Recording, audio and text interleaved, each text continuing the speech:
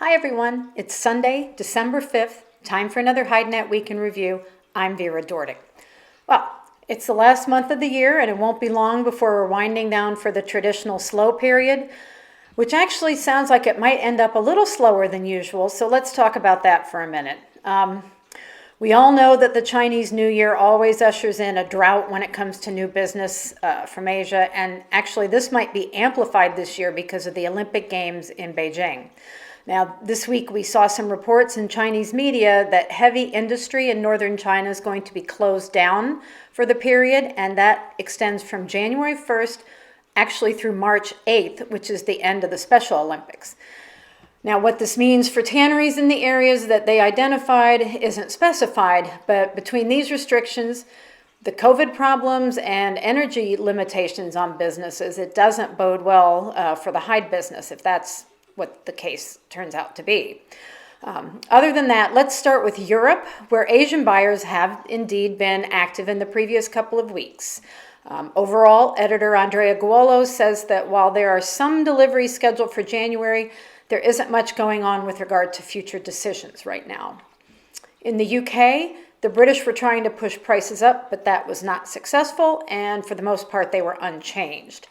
Trading took place at 95 cents sterling for the 36 plus in England, while in Ireland, it was steady at 90 cents in euros. With regard to European bulls, it was a quiet week with plenty of offers and few takers.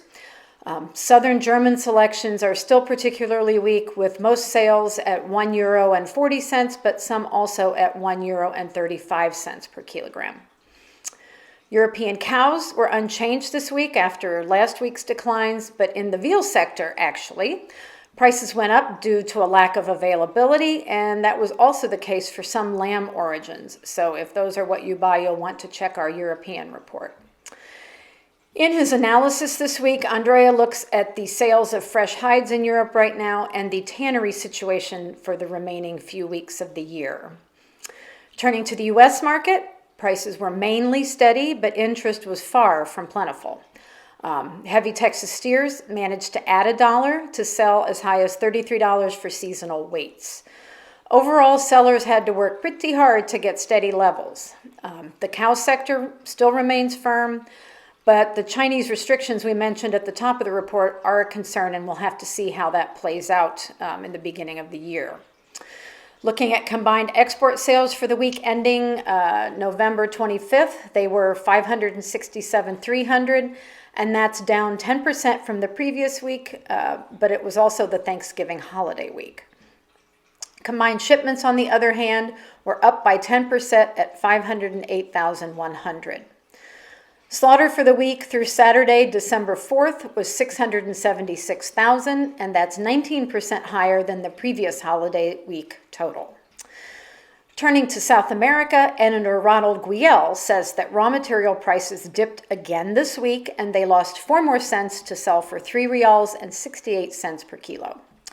TR1 remains steady with a reference price of $1 per square foot, and the same was the case in the rest of Latin America, where prices were stable.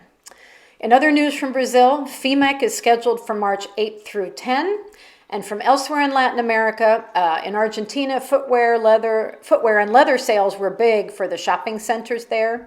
Chile's leather product production was up 22% in October. In Paraguay, slaughter for export won't exceed 2 million in 2022 as it did this year. And in Uruguay, Egypt is auditing 23 slaughter plants for export of meat to that country. So that's all we have for this week. And until next week, good night from HideNet.